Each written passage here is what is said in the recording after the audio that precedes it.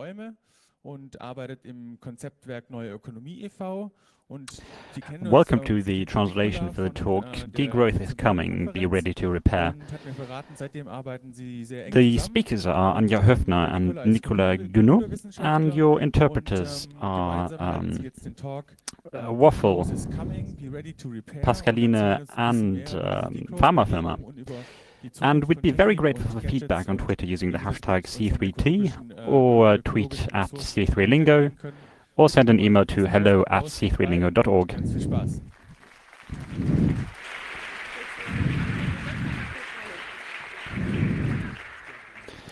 Hi, welcome. Great to see so many of you here. We've been introduced, but we'd like to introduce ourselves. I'm Anja, and this is Nicolas. And both of us work for the Konzeptwerk New Economy. It's an association in Leipzig that deals in question of degrowth, post-growth, and social transformation. Our talk has the title Degrowth is Coming, Be Ready to Repair. And degrowth criticizes the current paradigm of economic growth and does this from several perspectives. And we want to transfer this to the process of digitization today and see how that might work. And in the second part, we're not only going to be talking of criticism, but also of alternatives. And Nicolas is going to show some approaches that might work for digital technology. Genau.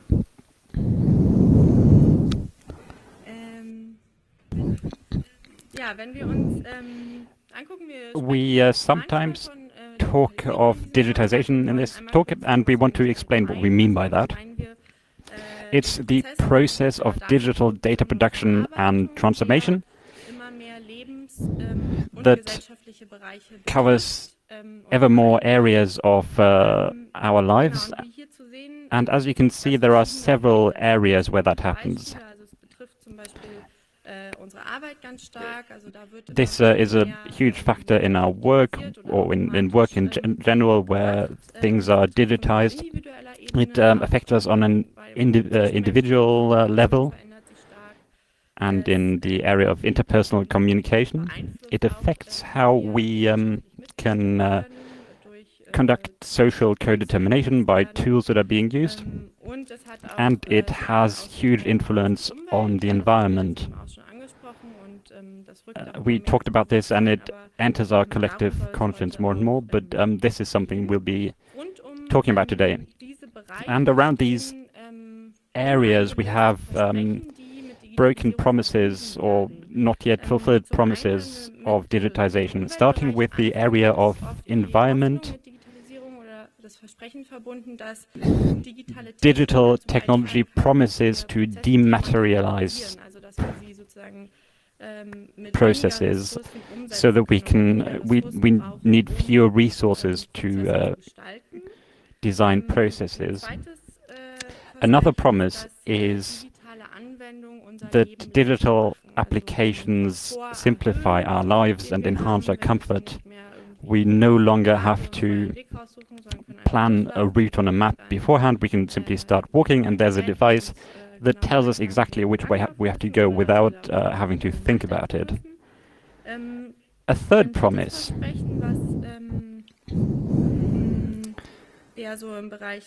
that maybe belongs to the area of co-determination is a rapprochement.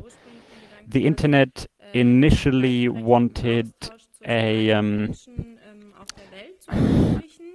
to simplify communication between all humans in the world on the same level, and that still exists, but there's a concentration of power and a commercialization of the internet. And a fourth promise is that automatization liberates us of work and of that it automates production. These are images that exist in the public sphere, and there are two dystopias or utopias, whichever way you want to describe it or understand it,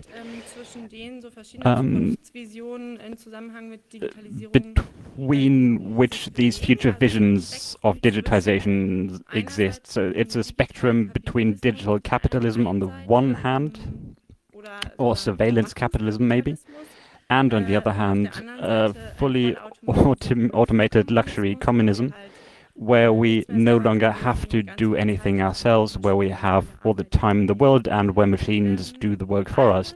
Both of these are problematic because,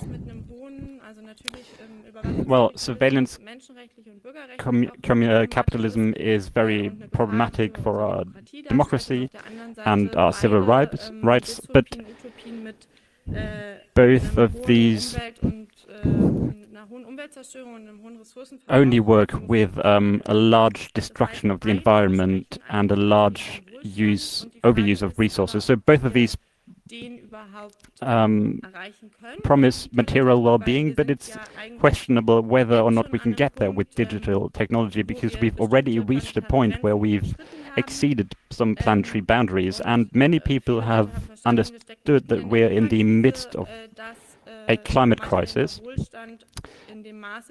where material well-being is no longer possible to the extent that we have it in the global north, and it won't be possible in future. And this is where degrowth comes into play. It criticizes degrowth, as I mentioned initially, because it many criticizes this paradigm of growth and gives us alternatives beyond growth for a freer and more self-determined life in future, where we can maybe achieve global fairness and have more time in our lives. And I would like to explain what degrowth is. It stands for a transformation path towards forms of economic activity and social self-organization in which the well-being of all is at the center and the ecological foundations of life are preserved.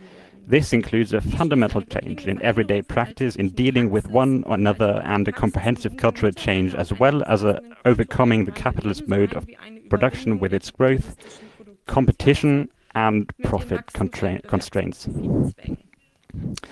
So this definition shows several points. Most importantly,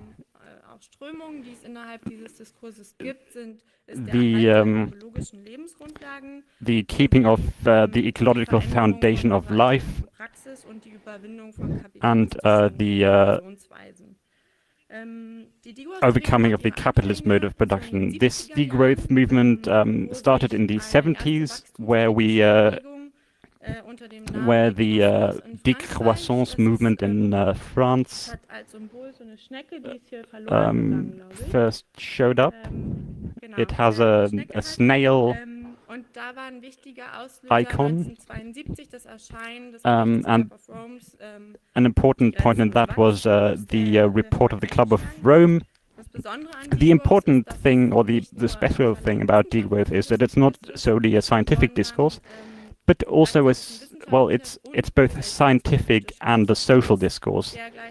It has strong social relations.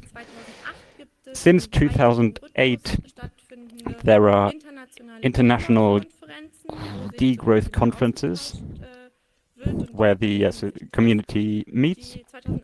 It started in Paris with 140 participants, and 2014 we had the first degrowth conference in the German-speaking countries with 3,000 participants, and it refreshed this movement that was critical of power, and it enlivened it, especially in the German-speaking countries. As I wanted to mention, it's not simply a criticism of the existing system, but also wants to create concrete visions. It's this, there exists this term of concrete utopias, where we try to establish strategic models and ways of a social togetherness in future, and that enables a good life for everyone. So there are different streams in degrowth. So it is a term for the different streams. I will expand on this later. So there are different forms of criticisms, like feminism. There is a strong, sufficient-oriented stream. So there's a researcher who works a lot on so degrowth and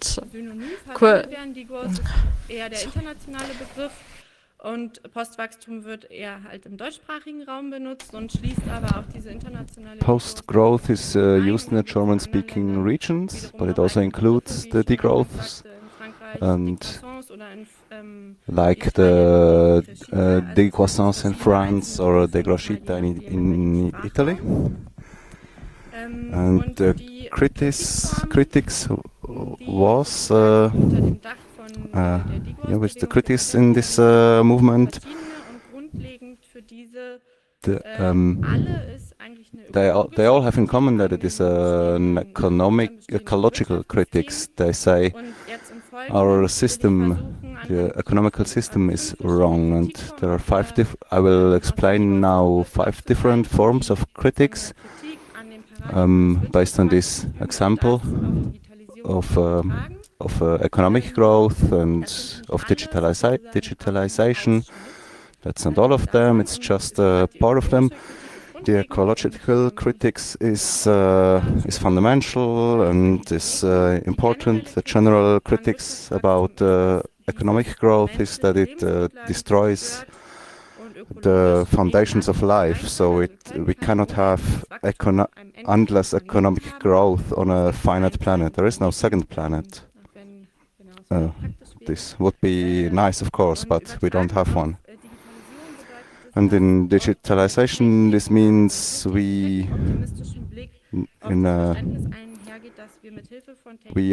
sometimes think that we could do a lot with the technical growth. By having better technologies, we need less resources and solve the problem as that. But unfortunately, this does not work. I will say more about this later, because we need many resources alone to make all these digital devices that we use in our everyday life, and it also uses energy to produce them. This graph shows which elements are used for electronic devices, and the ones which are marked in color are the ones which are for instance, conflict materials in red. So rare earths are the ones in greens, and in yellow we have other substances which could pose a threat. So resources and energy are finite, and some people might think, oh, we have renewable energies, they are basically infinite, but no, this isn't the case. There's a limited sun supply, it only shines a few hours a day, we have finite amount of wind, etc.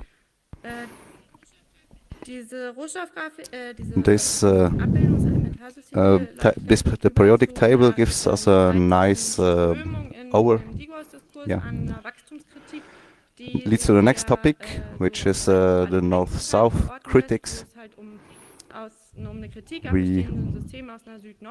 it's a critic of the existing system on a north-south basis, because it says the economic growth in the northern countries should be similar to the ones in the south, because at the moment the south is used as a cheap source of materials and workers, and this is also the same for the manufacturing process of digital goods. So we have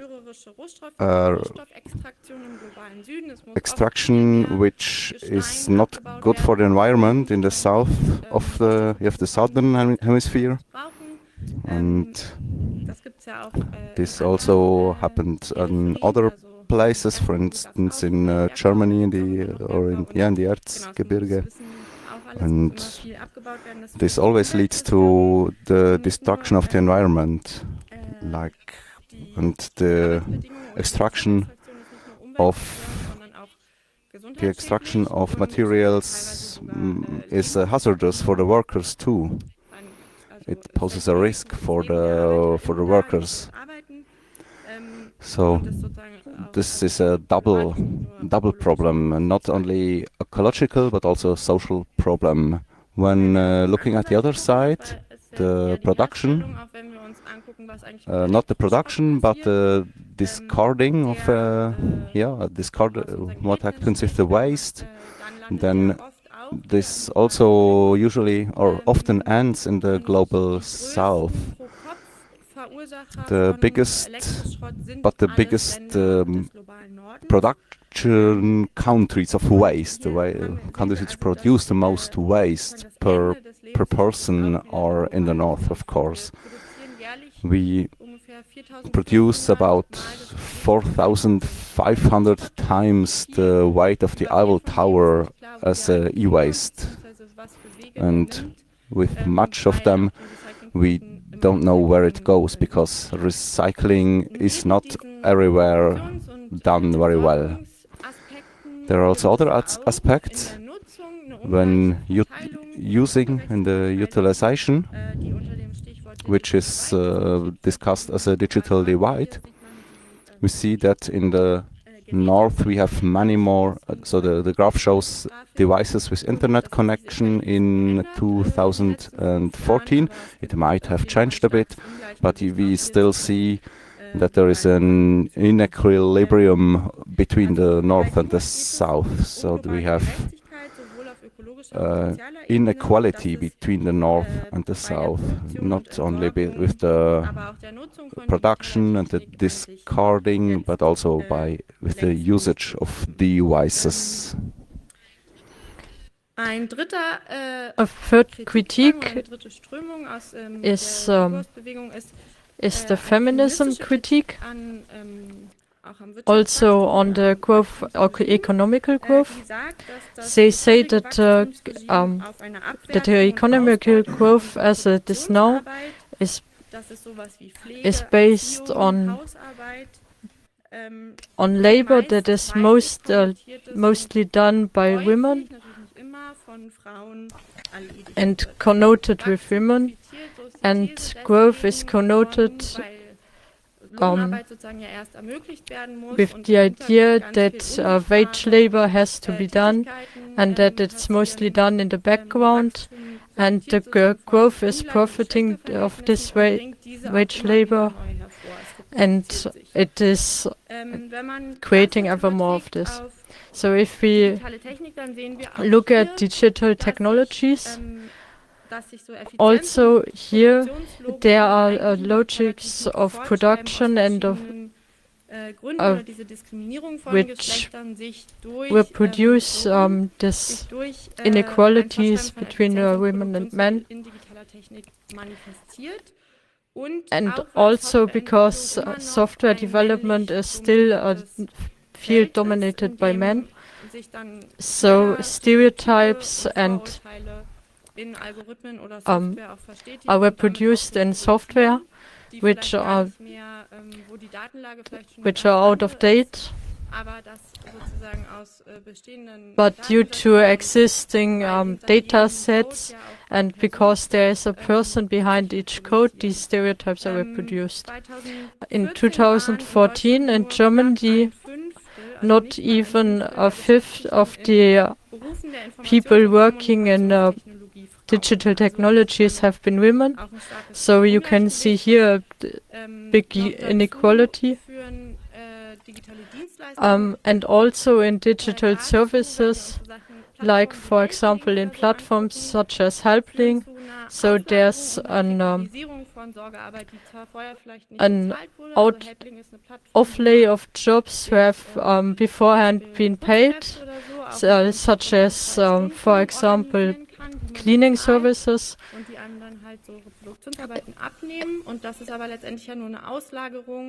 And these are off-laid to services, and they become more precarious because they are no longer in a fixed work contract.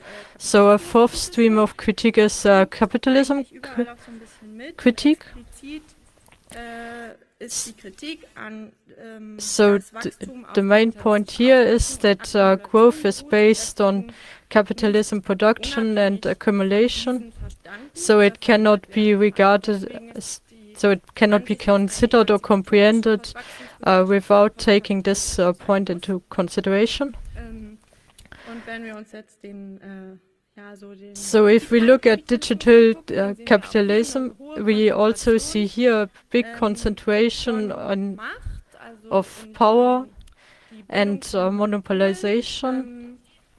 So diversity also on the internet is shrinking over time, and one of the most visited site that is not a commercial one is Wikipedia. And an accumulation and concentration is not only on the capital but also on the data. So we have an accumulation of data.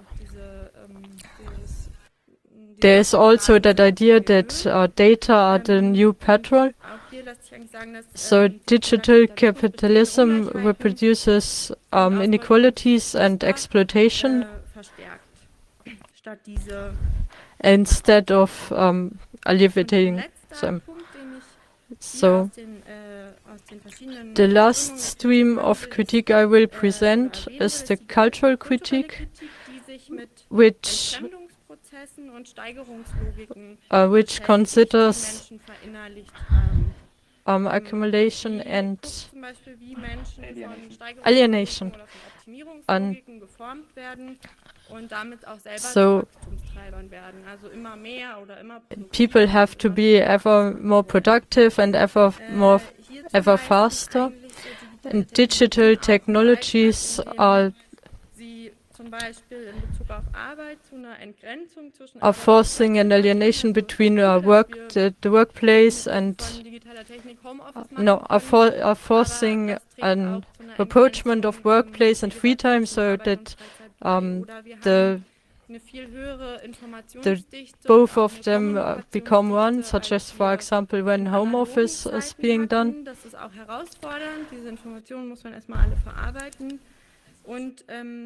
So part of the feminism critique is how the workforce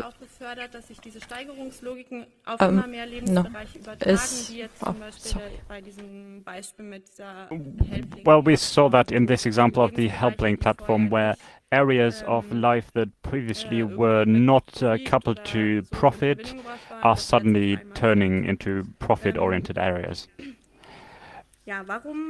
Why does that happen? Why is growth running away, and why can digitization as it's happening today contribute to a different way? There are several mechanisms that I want to explain. There are three of them. The first is the rebound effect, then there's decoupling, and the network effects. And I want to explain what these are and how they work, because it's good to know that for an analysis. Many of you have probably heard of the rebound effect. It's an increase in efficiency that's brought about by a technology or a device and leads to less energy being used. But the energy that's being saved isn't actually being saved. It is instead replaced by an increase in consumption, and we may end up consuming even more. And these rebound effects exist on several levels. They're direct, indirect, or macroeconomic. And direct effect is an increase in demand for the same good. So let's say I have a lamp that needs far less light, far less power to burn for the same amount of time. I might leave it on for a longer time because I'm apparently saving energy. So it creates an increase in demand for the same good. Indirect effects is, for example, me saving money with a car that uses less fuel, and I can use that money to consume something else, for example, fly on vacation. And macroeconomic effects are effects that happen by one person saving energy, which is then still on the market as additional supply, which drives down price and stimulates demand, and somebody else ends up consuming that resource. And this happens a lot with digital technology because we have a constant increase in efficiency. Computation gets ever cheaper, and yet we compute ever more. Streaming is another great example. We no longer have to drive somewhere to get a DVD. There's less input required from us to reach our goal of watching a movie, and this means that we consume more. The second mechanism that I want to explain is decoupling. Decoupling is the idea that the economy continues to grow without an increase in the consumption of resources. There's a relative and absolute decoupling. That's not very important. But digitization is often combined with a contribution to dematerialization. But people tend to forget that the material basis behind all these devices, there is no cloud, just other people's computers. There is no digital service without a material infrastructure behind it. And thirdly, there's the network effect.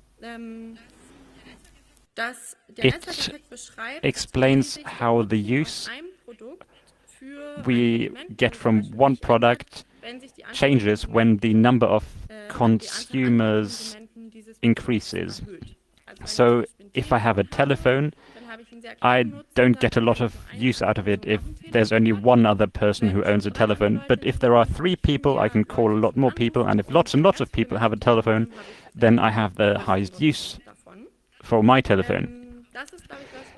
It's obvious that platforms, digital platforms, exhibit this effect. A platform is more successful the more users it has. That's why monopolies are able to develop, digital monopolies such as Amazon or Facebook or WhatsApp. The more people use it, the higher use I get out of it.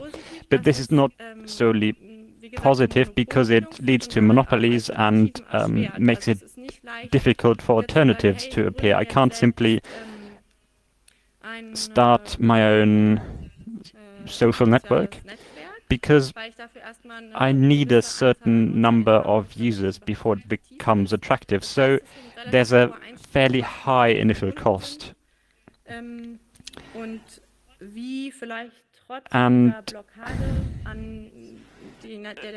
maybe there are alternatives despite this blockade, and this is what Nico is going to show you now.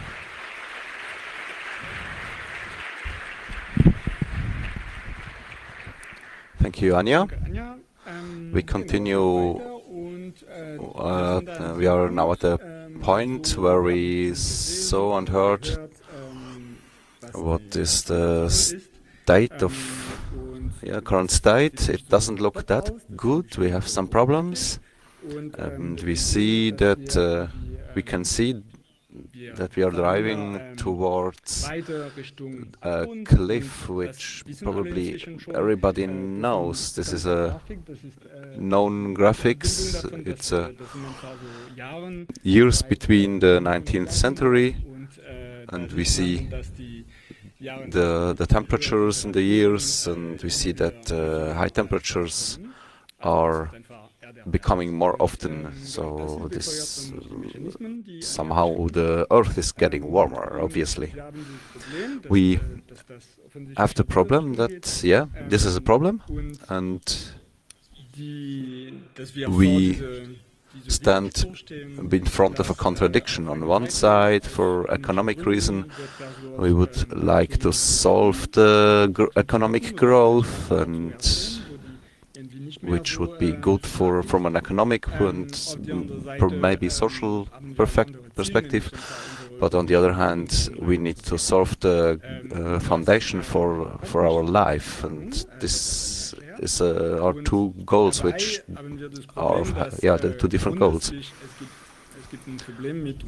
And we have a problem with the term of progress.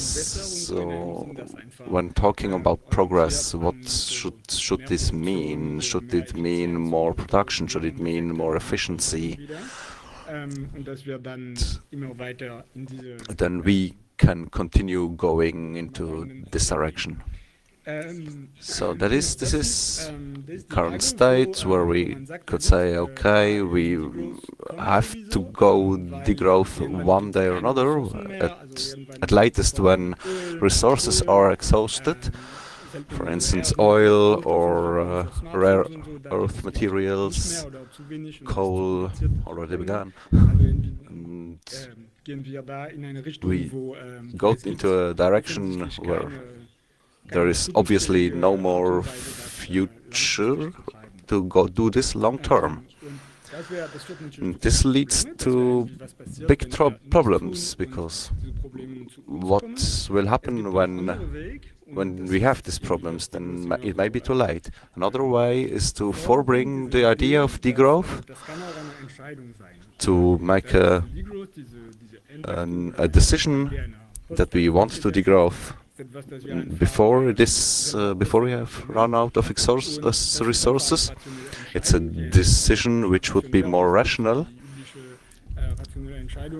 It's also more rational than most decisions in capitalism, which are only profit-based, and it would be a really important decision. This means we need to reorganize our entire life and economy.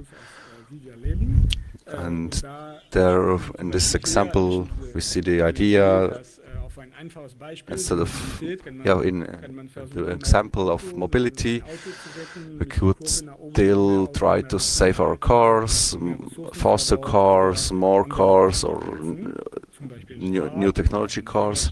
But we could also take a completely other technology, for instance the bicycle, which is a lot more sustainable. But this is more complicated for digital technology. So we need to evaluate different criteria and tools on how to solve this. The question about criteria leads to us having to decide on how we want to proceed, how we want to do degrowth. And in the degrowth movement, we usually discuss about how a good life for everyone would look like. I always like this picture. This is on a climate camp. It looks very well, but maybe this is not the utopia for everyone, not the way everybody would like to have. So this question about a good life for everyone really depends on taste of everyone, and it has to have to provide a certain liberty. But we also have to see it should be a good life for all, not a really nice life for some of us, which we currently have in the north. And this is, of course, a difficult thing because we need more other principles. And one of these principles is the sufficiency, which means I don't mean always more and more. I don't need an own car. I could maybe share it. But this needs an active decision that my life should not have a negative impact on others' lives. It's not an individual question, it's a question of how to do the entire economy and the entire life. Considering digital goods and digital tools, this also has an influence. So maybe we should do something, a deceleration of our digital life. It's very good to... so currently we need a big infrastructure, but we have a nice real-time communication, but maybe we could also have less powerful infrastructure, which allows less fast communication. For instance, email. They are still quite fast. It's would maybe not be nice to have to read less emails per day. And also, less data retention is a good keyword. So, produce less data, store less data, so use less resources to save data. And it's also a good idea from a privacy point of view, of course. So we could discuss everyone, what is a good life for everyone, how do we get there? Because maybe some people will be afraid of this because they can't do everything again that they have now. Some people would maybe like to do certain things, but it's not possible anymore. So the answer would be to have a dialogue. Everybody would have to see what would be right for his or her life, and which parts are maybe not needed anymore. So we need to see, everybody needs to see that this is a question of everyone has the right of it. So we need to redistribute goods in our system. So this has to mean that those that are more wealthy at the moment, they will have less, but this also means that those that are poor at the moment will have more. So it's a question of fairness and a question of sharing. So one thinks that this should work very easily with digital goods, but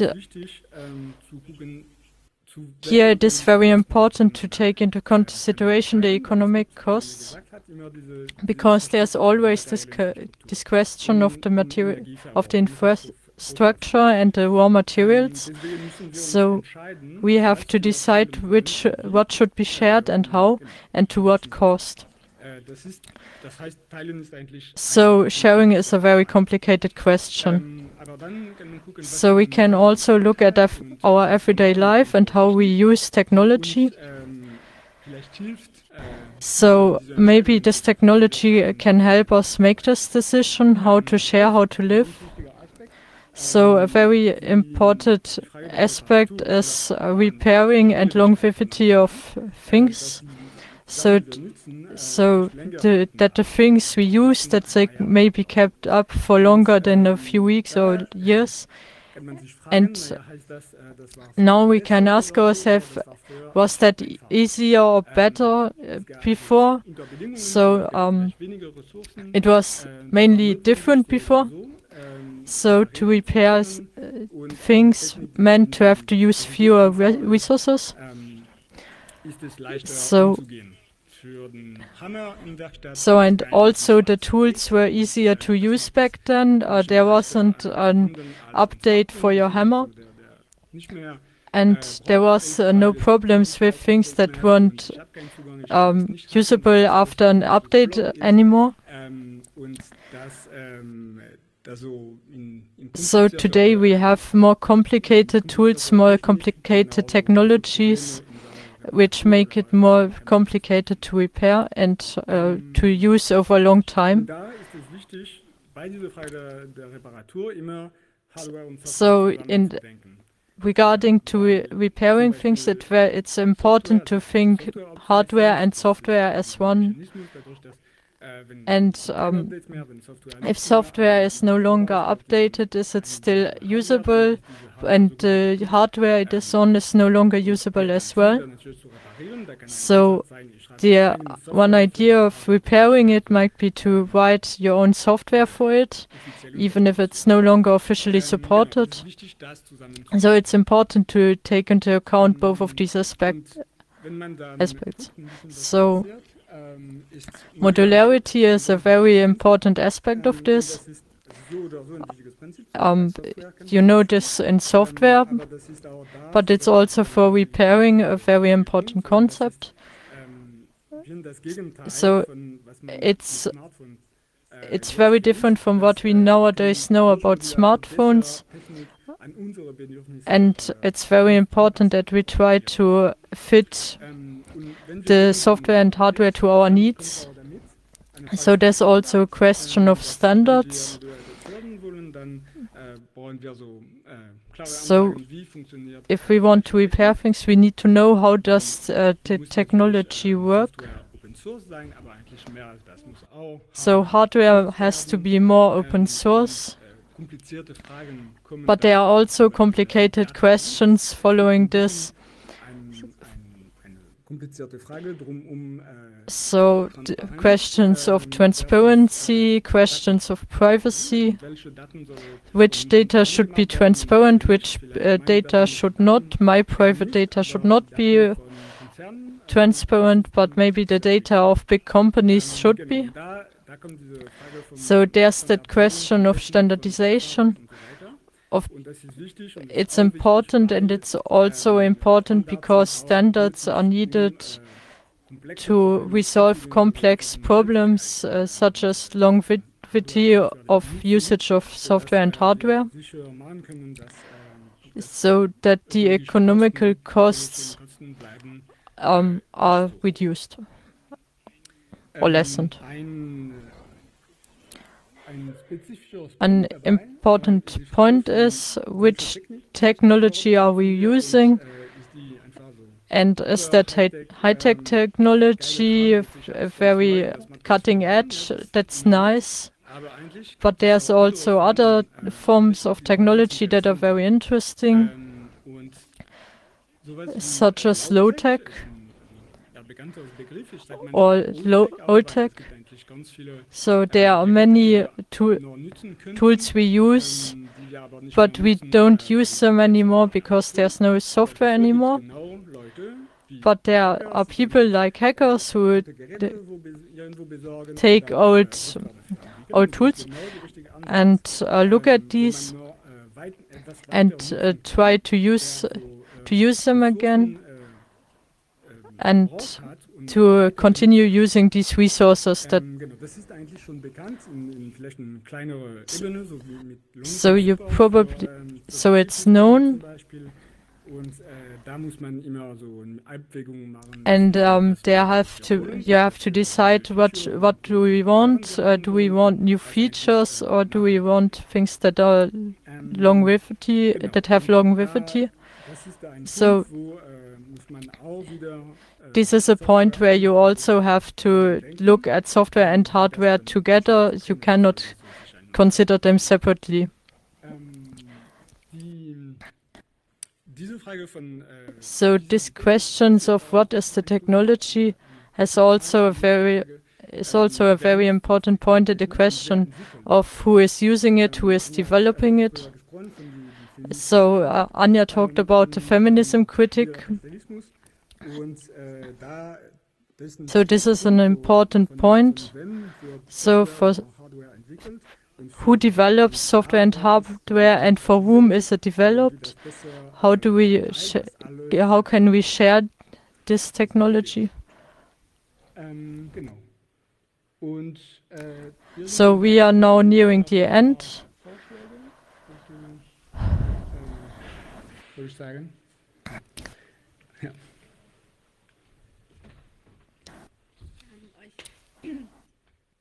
So we brought some literature tips with us. So if you want to inform yourselves on degrowth, so there's an introductory book, the first one, which is also interesting, and the points that Nico brought up is the second one. It's called Repairing the World.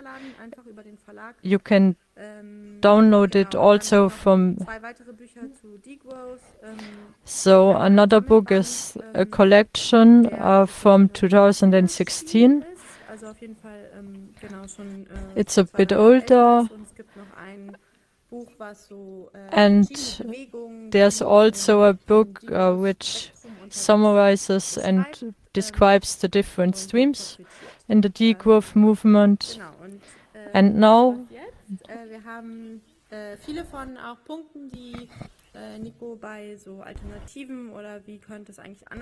now we talked about many points like modularity, longevity. So these are also what we asked on the Bits and Bäume conference, where we were also represented, and there are 11 demands and propositions. What do we need? What do we want to have digital technologies to procure a more efficient that is better in the future? And so we also have an assembly, and we are in the About Future cluster in the CCL. You're welcome to join us there to discuss, and please continue to repair instead of construct new things. Thank you for coming. Thank you for your attention, and now we have some time for questions. And you've been listening to Waffle, Pharmafirma, and Pascaline translating for you. If you have any feedback, we'd be very grateful to receive an email from you, hello@c3lingo.org, or you can also tweet at us at C3Lingo, or use the hashtag C3T.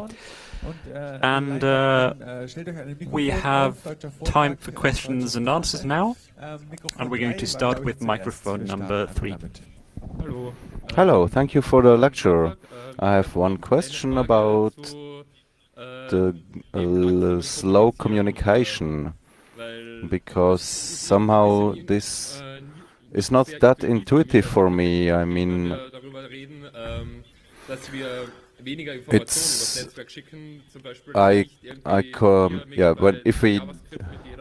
if we transmit less information, this makes somehow sense to me. By, for instance, not transmitting too many megabytes of data. But having slower communication, for instance, not having instant chat or telephony anymore. They don't use much data. They are, yeah. How do you see this, or did I understand it wrong? I think it's a question of balance. It's hard to determine beforehand what we're going to do with the resources that we have and will have in the future. But data volume is a large question. But I'm very interested in this idea of slowness, where there was a talk yesterday of a person speaking about regions in India where some villages don't have any access to the internet, and so somebody rode their motorbike through these villages, collected emails from everyone, and then passed them on. That was an interesting example of creating your own infrastructure. This slows down communication, but maybe it's easier. Thank you. Let's continue at microphone 2, please. I like all your ideas. And our company, this would probably be unsuccessful because it is not cost efficient. So my question is, how could we make this more appealing to people, to companies? How can we sell it?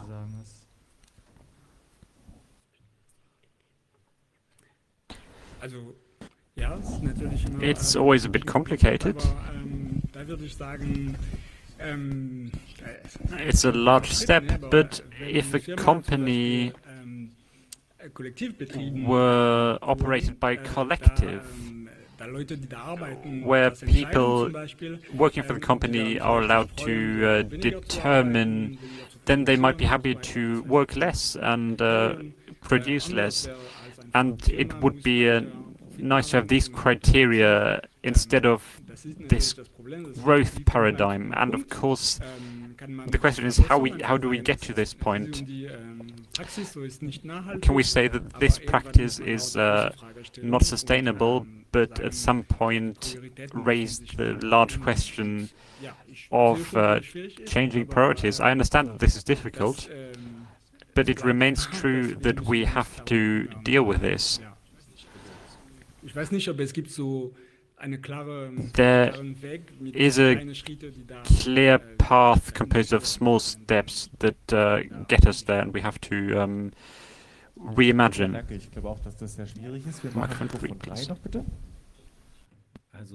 You said that we have to resign from things, and I think this is true, yes. Not only because of the problems you described in the first part.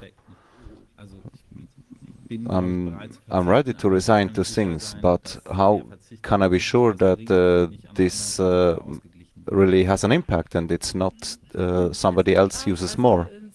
In the degrowth introductory book, there are strategies of how we can get there, because of course it's one thing to have ideas, but then we also have to secure these concepts for a long term and to ensure that these aren't consumed by capitalism again. That's an important step.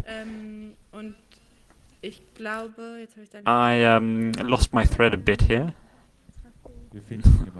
We'll find it together. How can I be sure that my recital really has an impact? We already have this today. I mean, it relieves my conscience when I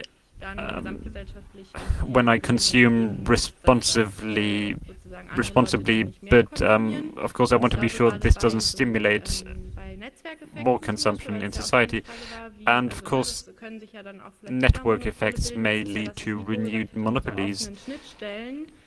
That's why open interfaces are a request of this Bits and Bäume movement, because that would mean that it doesn't matter if I'm on Facebook, I could use Facebook to communicate with somebody who uses Twitter or Mastodon. So having these interfaces would be one approach against this concentration of power.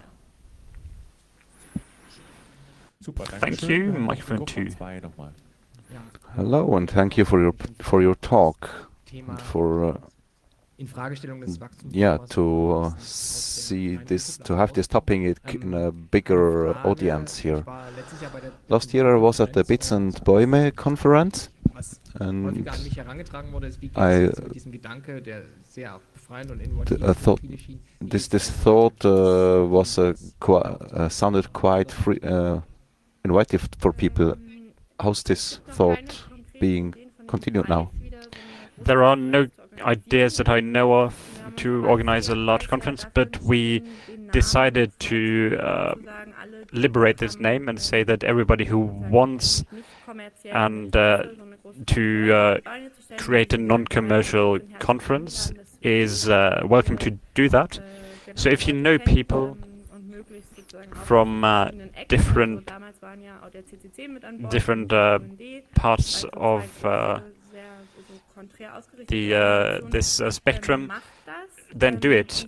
And there are some continuations. For example, there was a one-day conference in May in Dresden this year, which dealt with questions of renewability. There are mailing lists, there are associations, there are forums where these topics are being discussed, and I think there's even a group in the CCC that tries to bring these topics onto the agenda, but it's unsure how the large conference is going to develop. But of course we want it to continue, but it's a question of capacity as well. Allow me to say that Anja also worked for a book on this topic, so the connection between bits and trees, and you can even download it as a PDF from the publishing house. Next question: Is there a kind of company consulting where companies could hire people who are still into this topic or already into this topic? The Institute for Economical Research did a study of this where they they wrote portraits of societies that companies that don't want to grow any further. Premium Cola is another example of a company that says we do what we want to do and we're not planning to expand. This is interesting because these are examples that might be cool for you to see maybe their strategies of arguing. And I know of one other person who works on this topic and come see me after the talk. Thank you to Anja Höfner and Nicolas Guenot. And